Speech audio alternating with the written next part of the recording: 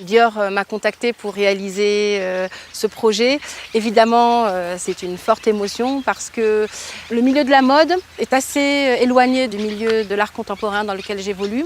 Et en même temps, je me suis dit, on va certainement pouvoir trouver un écho et faire vivre cet univers lié à l'engagement, au féminisme, à la réécriture de l'histoire qui me tient vraiment à cœur. Donc c'était effectivement un challenge de se dire est-ce que je vais pouvoir travailler aussi avec des mannequins parce que je travaille souvent en autoportrait. Et je me suis dit non, vraiment ça vaut le coup de travailler avec des mannequins, de travailler avec de nouveaux corps, des corps qui viennent de tous les horizons, avec des peaux différentes, avec des cheveux différents, avec des présences différentes. Et c'était vraiment important de me dire allez, je vais faire ce challenge que m'offre Dior et de raccrocher cette proposition à quelque chose qui me tient vraiment à cœur en ce moment, puisque je travaille sur le corps magique, qui est un peu une mise en abîme de la femme via un certain féminisme, mais de la femme puissante, la femme guerrière, la femme de la terre, revenir un peu à une archéologie du matriarcat.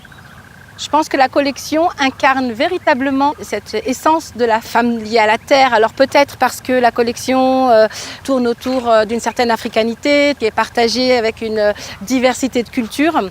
C'est une vraie rencontre. En fait, ce travail, c'est une rencontre entre ces femmes et ce que ces looks incarnent. Les chorégraphies qu'elles ont mis en scène à travers la gestuelle des mains, à travers les bras, ce sont des gestes qui sont tirés de la danse du flamenco. Parce que pour moi, c'est une danse de tension, c'est vraiment une danse aussi qui reflète la guerre et la mise en scène d'un corps en résistance. Les photos que je viens de réaliser vont être traitées par la suite.